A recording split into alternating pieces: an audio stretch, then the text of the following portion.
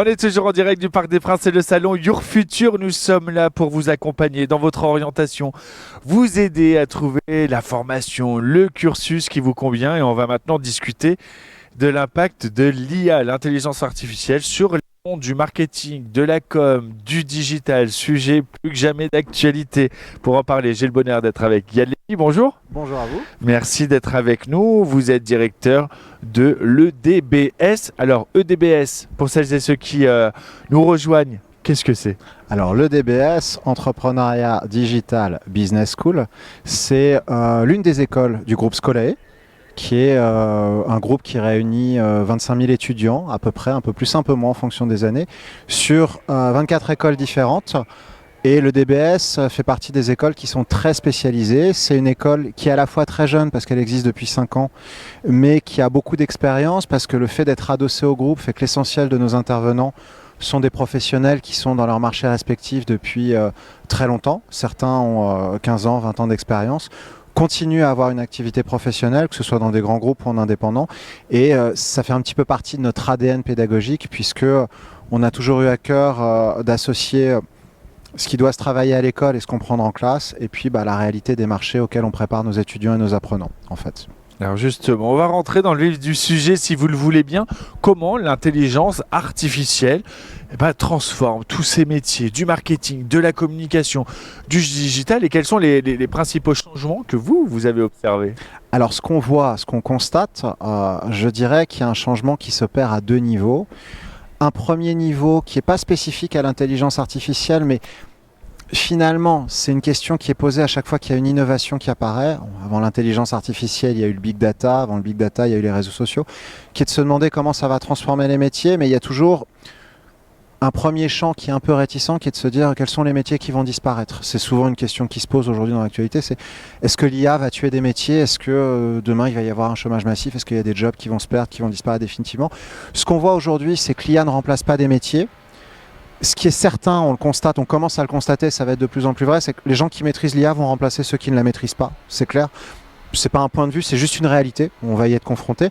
C'est le sens de ce qu'on fait. Maintenant, la transformation, le deuxième aspect, pour moi, ça transforme à 2 niveaux. C'est-à-dire qu'il y a une logique de production qui va être accélérée, qui va être amplifiée, on va aller plus vite, plus loin. C'est souvent ce que nous propose la technologie.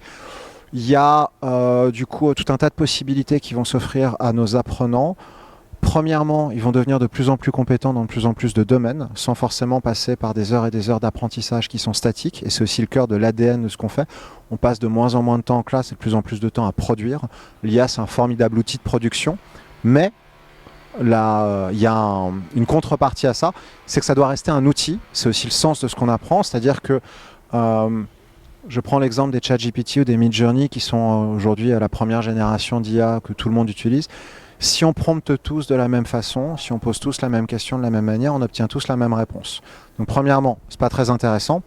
Deuxièmement, ça permet pas aux individus, que ce soit en entreprise ou dans leurs activités diverses, d'émerger et de valoriser leur créativité et leur façon de faire. Donc apprendre à prompter, apprendre à poser une question comme seul vous allez la poser et moi je la poserai différemment, on va avoir des résultats différents, ça va nourrir notre réflexion et on va partir sur des orientations différentes. On a tendance à opposer l'intelligence artificielle à la création, la créativité. Je pense que c'est une erreur, je pense que la vraie question, c'est la place que doit occuper l'IA, quel maillon de la chaîne est occupé par l'IA. Si on n'en fait pas un outil de production mais une finalité, j'utilise l'IA parce que ça va plus vite, effectivement on se retrouve avec quelque chose, on prend le risque que ce soit pas très intéressant. Et pas de plus-value. Oui. Tout le sens de ce qu'on apprend aujourd'hui, c'est de savoir justement sur quelle marche de l'escalier il faut le mettre. C'est ça. Ce qui est important dans ce que vous dites, Yann, c'est que finalement, l'imaginaire dit que l'IA va nous remplacer. Et en fait, non, c'est celui qui va maîtriser l'IA qui va se démarquer. C'est incontestable. C'est-à-dire que demain, c'est un exemple que je prends très souvent avec mes étudiants ou mes candidats. Vous pouvez avoir demain quelqu'un que vous allez recruter, peu importe le poste, et qui va vous dire très fièrement, je n'utilise pas d'IA, je fais tout seul. Je fais mes communiqués de presse tout seul, on parlait de marketing et de communication. Je fabrique mon site internet tout seul, je fais mes créations tout seul. Ok, super. Vous pouvez vous dire, c'est admirable. Dans la réalité, on va se dire, c'est quelqu'un de lent. Parce que quelqu'un qui maîtrise les IA, ira plus vite. C'est un outil, un employé, c'est une boîte à outils. Dans une certaine mesure, je ne réduis pas ça à ça. Moins vous maîtrisez d'outils, moins vous êtes compétitif et valorisable en entreprise. Donc fatalement, il y a la question de ce que vous savez faire, il y a la question de comment vous le faites. Et c'est tout le sens de ce qu'on essaie d'apprendre à l'EDBS. Et alors justement, comment concrètement, dans votre école, vous intégrez l'IA dans vos programmes pour préparer ces futurs professionnels? Deux niveaux, et je pense que sur ça, mine de rien, on tient une façon de faire qui fait écho aujourd'hui aux standards et aux attendus des marchés de l'emploi, surtout dans nos métiers. Le premier niveau, c'est de continuer à avoir des cours qui sont assez classiques, produire un site, travailler sur une application mobile, faire du design, mais on intègre l'IA dans le processus de fabrication. Moi, j'ai plein de candidats sur le salon aujourd'hui qui me disent « on est au lycée, nos professeurs ne veulent pas qu'on utilise l'IA parce que c'est triché ». Peut-être qu'à leur niveau, c'est un parti pris qui peut se discuter, mais qui peut s'entendre. Ils n'ont pas les armes pour bien utiliser l'IA. Oui, et ils ne les préparent pas à un emploi. Voilà. Ce qui est, nous, on fait de l'alternance dès la première année parce que notre métier, c'est de faire en sorte que les élèves demain aient un métier. Donc, même sur quelque chose d'assez classique comme écrire un communiqué de presse. Waouh! On parle toujours dans le micro, ça va. On est en direct, c'est le Parc des Princes, c'est le salon Your Future. Là, on vous prouve que c'est pas l'intelligence artificielle qui a fait le fond. C'est très impressionnant. C'est très impressionnant. Merci beaucoup et bonne journée. Très impressionnant. Alors nous, on va rester. Tout va bien. On est toujours en direct. Donc il y a ce premier schéma qui est de dire on travaille sur des savoirs et des productions classiques, mais on intègre des nouveaux outils. Et puis il y a un deuxième volet de cours qui est vraiment dédié à l'IA et d'apprendre à s'en servir. On vous entend dans le micro. En fait, continuer dès que je parle d'IA, la voix essaye de m'empêcher. Alors cette voix, c'est de l'IA ou c'est pas de l'IA? Je dirais que c'est une vraie voix. Je dirais que c'est une vraie voix car je sens un petit peu l'hésitation. C'est authentique, c'est naturel. Et on sent son agacement. L'IA est jamais agacée. L'IA n'est pas agacée pour l'instant. Après, elle est censée répliquer ce qu'on fait, donc elle finira par s'agacer ou s'émouvoir de certaines choses. Mais je pense que c'était du vrai. Et donc le deuxième volet de cours, c'est tout simplement apprendre à servir de l'IA, apprendre à prompter. Que ce soit du texte, que ce soit de la photo, que ce soit de la vidéo ou du son. Vous avez une IA là, qui est sortie il n'y a pas longtemps qui s'appelle Suno.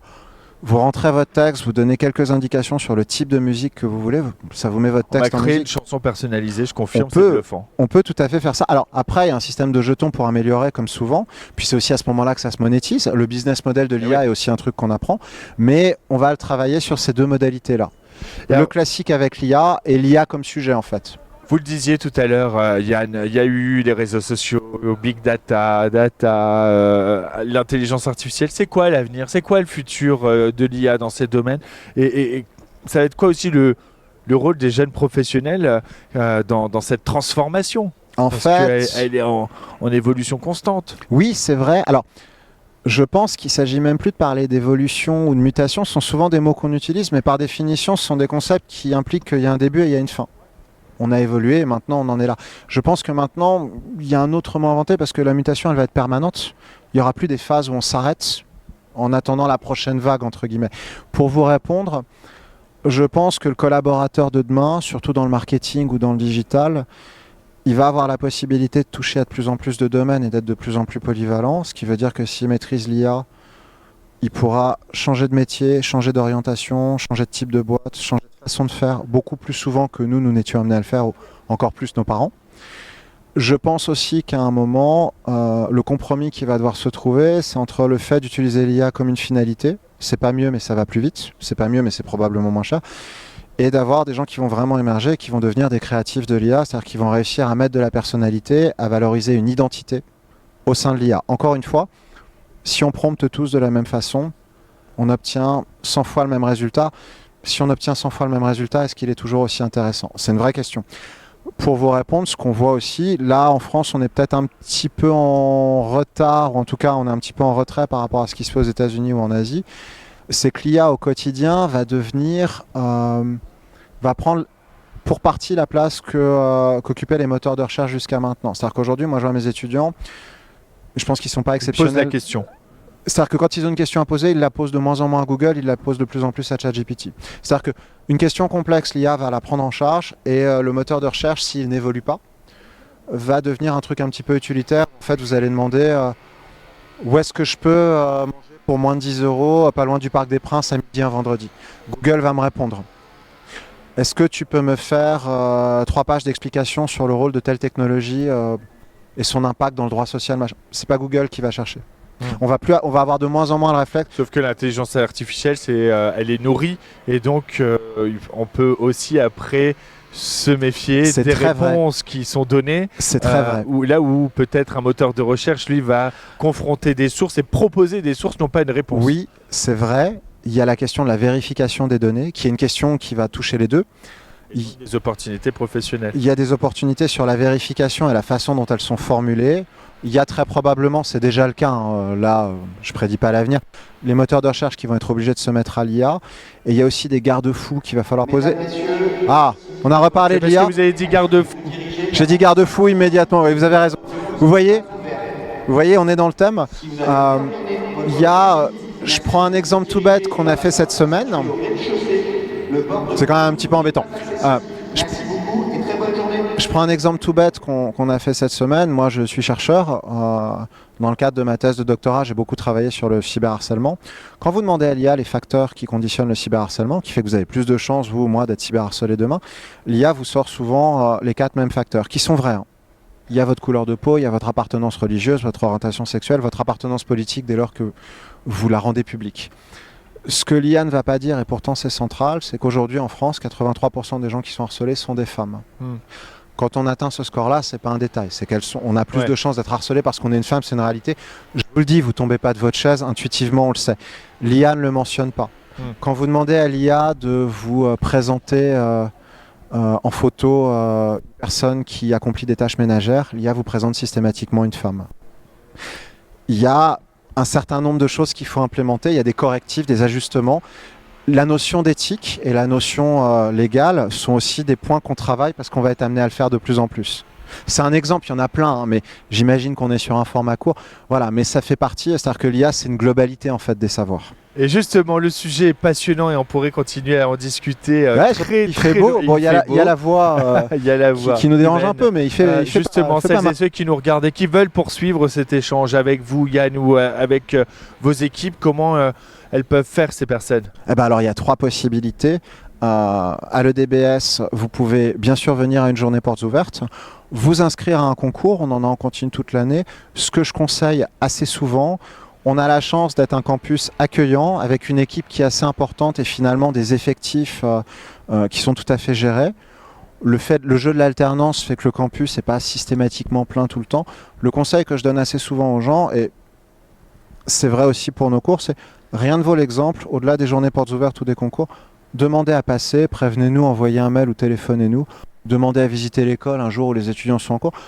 Je trouve que c'est toujours mieux de venir à un moment où on est dans le quotidien, les élèves, les candidats, c'est très important de regarder ce que c'est au quotidien et de se dire je me vois dedans, c'est loin de chez moi. Je me vois pas dedans, finalement le plateau télé c'est vachement impressionnant, ça me donne super envie. Ou au contraire, je me rends compte que c'est pas du tout ce que je veux faire. Rien ne vaut l'exemple. Le vrai conseil que je donnerais, c'est de venir nous voir. On est ouvert même le samedi parce qu'on a des cours le samedi. On s'adapte aux réalités du marché et aux demandes de nos entreprises partenaires.